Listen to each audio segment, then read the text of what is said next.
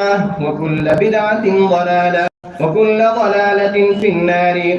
وبالسند المتصل منا إلى الشيخ الإمام الهمام الحافظ الحجة أمير المؤمنين في الحديث أبي عبد الله محمد بن إسماعيل بن إبراهيم بن المغيرة بن بردزبة الجعفي اليماني البخاري رحمه الله تعالى.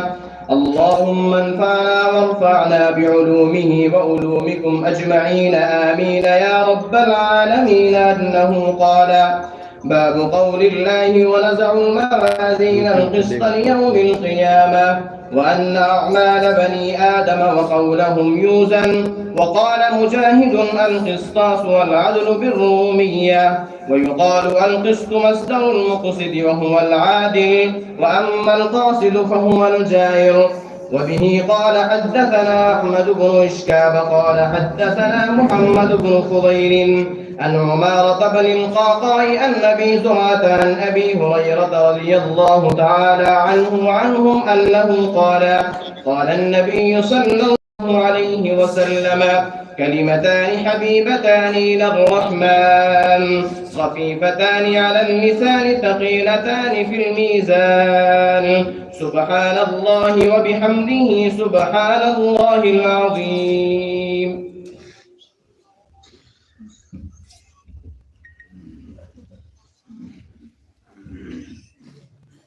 بسم الله الرحمن الرحيم. باب قول الله: ونضع الموازين القسط ليوم القيامة وأن أعمال بني آدم وقولهم يوزن. وقال مجاهد: القسطاس العدل بالرومية. ويقال القسط مصدر المقسط وهو العادل، وأما القاسط فهو الجائر. وبه قال حدثنا أحمد بن إشكاب قال حدثنا محمد بن فضيل عن عمارة بن القعقاع عن أبي زرعة عن أبي هريرة رضي الله تعالى عنه وعنهم قال: قال النبي صلى الله عليه وسلم: كلمتان حبيبتان إلى الرحمن خفيفتان على اللسان ثقيلتان في الميزان، سبحان الله وبحمده سبحان الله العظيم.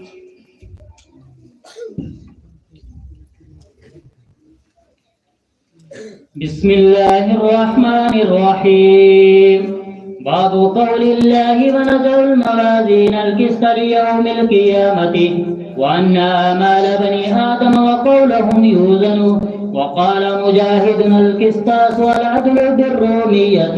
ويقال القسط مصدر المقسط وهو العادل، وأما القاسط فهو الجائر. وبه قال حدثنا أحمد بن إشكاب قال حدثنا محمد بن فضيل عن عمارة بن القعقاع عن أبي زرعة عن أبي هريرة رضي الله تعالى عنه وعنهم أنه قال: قال النبي صلى الله عليه وسلم: كلمتان حبيبتان إلى الرحمن خفيفتان على اللسان ثقيلتان في الميزان، سبحان الله وبحمده سبحان الله العظيم.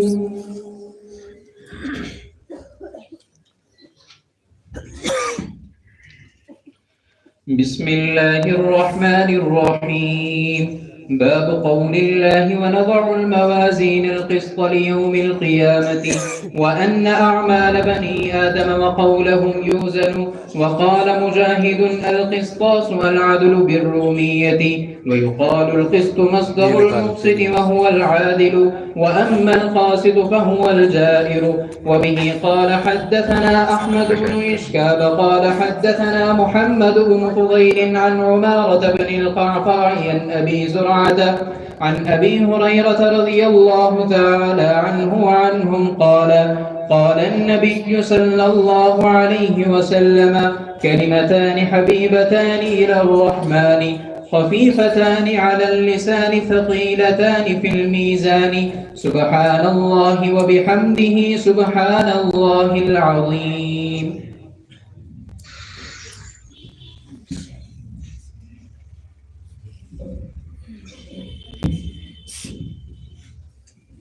بسم بسم الله الرحمن الرحيم. باب قول الله ونضع الموازين القسط ليوم القيامة وأن أعمال بني آدم وقولهم يوزن. وقال مجاهد: القسطاس العدل بالرومية، ويقال القسط مصدر المقسط وهو العادل، وأما القاسط فهو الجائر. وبه قال حدثنا أحمد بن إشكاب قال حدثنا محمد بن فضيل عن عمارة بن القعقاع عن أبي زرعة عن أبي هريرة رضي الله تعالى عنه وعنهم أنه قال: قال النبي صلى الله عليه وسلم: كلمتان حبيبتان إلى الرحمن خفيفتان على اللسان ثقيلتان في الميزان، سبحان الله وبحمده سبحان الله العظيم.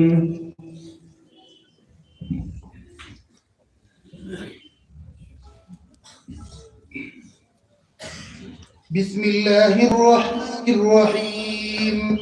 باب قول الله ونزع الموازين القسط ليوم القيامة وأن أعمال بني آدم وقولهم يوزن. وقال مجاهد: القسطاس العدل بالرومية، ويقال القسط مصدر القسط وهو العادل، وأما القاسط فهو الجائر. وبه قال حدثنا أحمد بن أشكاب قال حدثنا محمد بن فضيل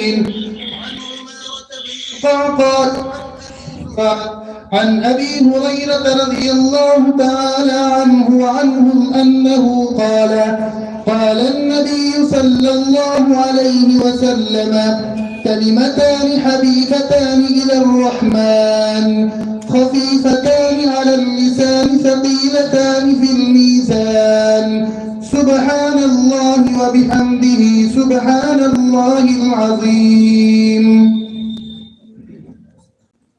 بسم الله الرحمن الرحيم.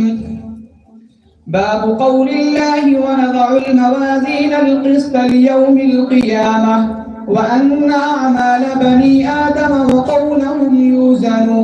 وقال مجاهد: القسطاس العدل بالرومية، ويقال القسط مصدر المقسط وهو العادل، وأما القاسط فهو الجائر. وبه قال حدثنا أحمد بن إشقاب قال حدثنا محمد بن فضيل عن عمارة بن القعقاع عن أبي زرعة عن أبي هريرة رضي الله تعالى عنه وعنهم أنه قال: قال النبي صلى الله عليه وسلم: كلمتان حبيبتان إلى الرحمن خفيفتان على اللسان ثقيلتان في الميزان، سبحان الله وبحمده سبحان الله العظيم.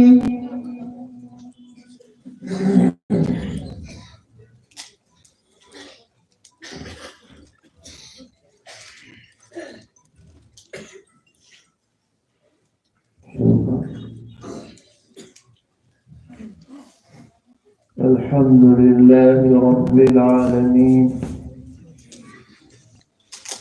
أشهد أن لا إله إلا الله وحده لا شريك له، وأشهد أن سيدنا ومولانا محمدا عبده ورسوله، صلى الله تبارك وتعالى عليه وعلى آله وأصحابه وذرياته أجمعين. أما بعد، فأعوذ بالله من الشيطان الرجيم. بسم الله الرحمن الرحيم. من يطع الرسول فقد أطاع الله، صدق الله مولانا العلي العظيم. حضرات علماء کرام، طلبہ عزیز اور پس پردہ طالبات اور معلمات، بزرگوں اور بھائیوں، بہت مبارک مجلس ہے جس میں ہمارے ان طلباء نے اور جامعہ کی طالبات نے اصح الکتب بعد کتاب اللہ الجامع الصحیح للامام البخاری کی تکمیل کی سعادت حاصل کی ہے۔ اس پر جتنا بھی ہم اللہ کا شکر بجا لائیں کم ہے۔ جامعہ کے ذمہ داران، اساتذہ کرام، طلبہ عزیز، طالبات، معلمات، سب کے لیے آج خوشی کا دن ہے اور شکر کا دن ہے کہ اللہ تعالیٰ نے اس مرحلے کو پورا فرمایا۔ ہماری دعا ہے کہ ایسے مواقع جامعہ میں آئندہ بھی برابر پیش آتے رہیں اور اس کا فیض عام سے عام ہوتا رہے، کیونکہ اس مجمع میں صرف طلباء اور طالبات ہی نہیں بلکہ عوام و خواص کی بڑی تعداد موجود ہے۔ اس لیے کچھ عمومی گفتگو کرنے کی ضرورت محسوس ہوتی ہے،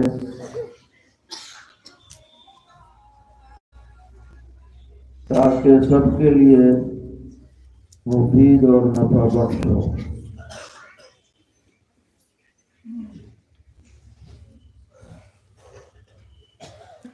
اس لیے بہت اختصار کے ساتھ چند اصولی باتیں عرض کرنی ہیں جو ہر مسلمان مرد و عورت کو ہر وقت پیش نظر رکھنی چاہیے۔ بنیادی بات یہ ہے کہ ہمارا جو دین محمدی ہے صلی اللہ تعالی علیہ وسلم، یہ کسی انسان کا بنایا ہوا دین نہیں ہے کہ بھائی کچھ پارلیمنٹ کے ممبران جمع ہو گئے ہوں، کوئی کمیٹی بن گئی ہو، کوئی پنچایت جوڑ دی گئی ہو، کوئی اقوام متحدہ کی طرح چارٹر بنا دیا گیا ہو اور چلا دیا گیا ہو، ایسا بالکل نہیں ہے، بلکہ یہ پورا دین از اول تا آخر ہمارے خالق و مالک رب العالمین کی طرف سے عطا کردہ ہے۔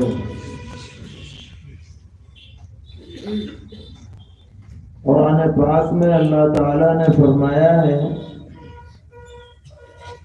کہ جب آدم علیہ السلام کو دنیا میں بھیجا جا رہا تھا تو اللہ تعالیٰ نے فرمایا تھا قُلْنَا اهْبِطُوا مِنْهَا جَمِيعًا فَإِمَّا يَأْتِيَنَّكُمْ مِنِّي هُدًى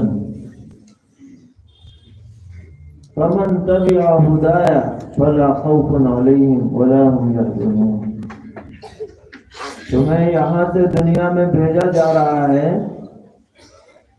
جب تمہارے پاس میری طرف سے، اللہ تعالیٰ فرما رہے ہیں میری طرف سے ہدایت آئے گی، جو ہدایت کی پیروی کرے گا اس کو نہ ڈر ہے نہ غم۔ یعنی وہ جنت میں جائے گا۔ تو جو بات اللہ تعالیٰ نے سیدنا حضرت آدم علیہ السلام کے دنیا میں بھیجتے وقت فرمائی تھی، اس کی تکمیل کی ہے پیغمبروں کے ذریعے، کتابوں کے ذریعے، وحی کے ذریعے۔ انبیاء علیہ السلام تشریف لاتے رہے، ان پر کتابیں نازل ہوتی رہیں، اور یہ ہدایت اللہ تعالیٰ کی طرف سے آتی رہی، کسی انسان نے نہیں بنائی۔ اور یہ تسلسل ختم ہو گیا، یعنی مکمل ہو گیا۔ ختم ہونے سے مطلب یہ نہیں ہے کہ اب ہدایت باقی نہیں رہی، بلکہ ختم ہونے کا مطلب یہ ہے کہ ہدایت اپنے کمال کو پہنچ گئی۔ ختم ہونا یہ کہ بھئی اب چیز باقی نہیں رہی، اس معنی میں نہیں ہے، بلکہ ختم ہونا اتمام اور تکمیل کے معنی میں۔ چنانچہ اللہ تعالیٰ نے فرمایا الیوم اکملت لکم دینکم واتممت علیکم نعمتی ورضیت لکم الاسلام دینا۔ آخری حج کے موقع پر میدان عرفات میں عصر کی نماز کے بعد یہ آیت نازل ہوئی، جب تقریباً سبھی احکامات سامنے لائے جا چکے تھے کہ آج میں نے تمہارا دین تم پر مکمل کر دیا۔ کسی آدمی نے مکمل نہیں کیا، اللہ تعالیٰ فرما رہے ہیں میں نے مکمل کیا، میں دینے والا ہوں، ہدایت میری ہے، حکم میرا ہے، ارشاد میرا ہے، امر میرا ہے، میں نے یہ دین تمہارا مکمل کیا۔ وَأَتْمَمْتُ عَلَيْكُمْ نِعْمَتِي، اور میں نے اپنی نعمت تم پر تام کر دی۔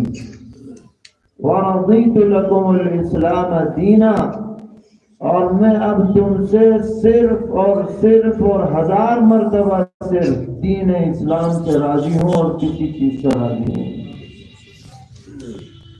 اگر میری رضا چاہیے اور میری خوشنودی چاہیے اور میرا تقرب چاہیے اور میری رحمت کا استحقاق چاہیے اور میری جنت میں داخلہ چاہیے تو اسلام لے کر کے آنا دنیا سے، اس کے بغیر تمہیں میری رضا نہیں مل سکتی۔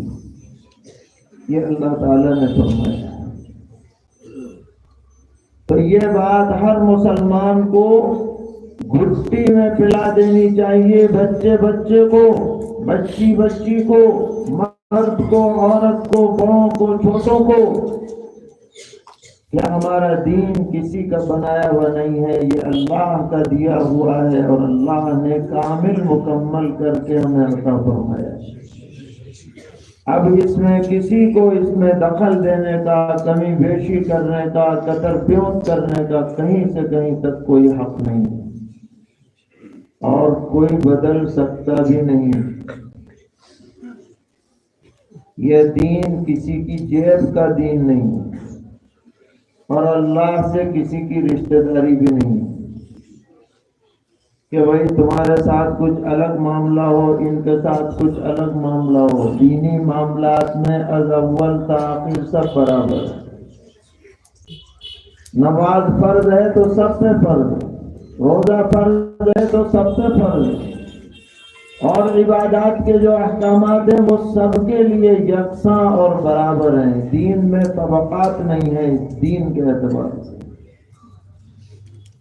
بہت سے مذاہب والوں میں طبقات پائے جاتے تھے، یہ دین کا کام کر سکتا ہے، یہ نہیں کر سکتا، یہ کتاب پڑھ سکتا ہے، یہ نہیں پڑھ سکتا، یہ مسئلہ بتا سکتا ہے، یہ نہیں بتا سکتا، کیٹیگری تھی۔ لیکن اسلام میں ایسی کوئی کیٹیگری نہیں۔ یہاں کوئی بھی آدمی بڑے سے بڑے منصب پر دینی اعتبار سے پہنچ سکتا ہے، امام بن سکتا ہے، حدیث پڑھانے والا بن سکتا ہے، قرآن پڑھانے والا بن سکتا ہے، مفسر بن سکتا ہے، محدث بن سکتا ہے، اللہ کا ولی بن سکتا ہے، اس کے لیے کوئی خاندان کی، کوئی برادری کی، کوئی زبان کی، کوئی علاقے کی کوئی تخصیص نہیں۔ یہ اسلام کا امتیاز ہے، کیونکہ یہ اللہ کا عطا کردہ دین ہے اور اس میں کسی کو دخل دینے کا کوئی حق نہیں ہے۔ اب اللہ تعالیٰ نے ہمیں جو یہ دین عطا فرمایا، اس کی ایک اہم ترین بنیاد تو قرآن مقدس ہے۔ یہ قرآن مقدس دین اسلام کا چارٹر ہے، دستور ہے، آئین ہے۔ اور چونکہ اس کا بہت خطرہ ہو سکتا تھا کہ چارٹر دے دیا جاتا اور امت کو ذمہ دار بنا دیا جاتا، تو ہو سکتا تھا کہ زمانہ گزرنے پر اس میں کوتاہیاں پائی جاتی، نفسانیت آ جاتی، بگاڑ آ جاتا، تبدیلی آ جاتی۔ اس لیے اللہ تعالیٰ نے چارٹر دیا، دستور دیا، کتاب دی، اور یہ فرمایا کہ ہم اس کی حفاظت بھی خود ہی کریں گے، تمہارے بس میں نہیں ہے، قرآن کی حفاظت تمہارے بس میں نہیں ہے، ہم کریں گے۔ اور اب ساری دنیا بھی اگر لگ جائے قرآن کو مٹانے پر، قرآن کو بدلنے پر، قرآن کے لفظ اور معنی کے اندر تحریف کرنے پر، قیامت تک کبھی کامیاب نہیں ہو سکتی، کیونکہ حفاظت کا وعدہ خود رب العالمین نے لے لیا۔ فانوس بن کے جس کی حفاظت ہوا کرے، وہ شمع ہے جسے روشن خدا کرے۔ یریدون لیطفئوا نور اللہ بافواہہم واللہ متم نورہ ولو کرہ الکافرون۔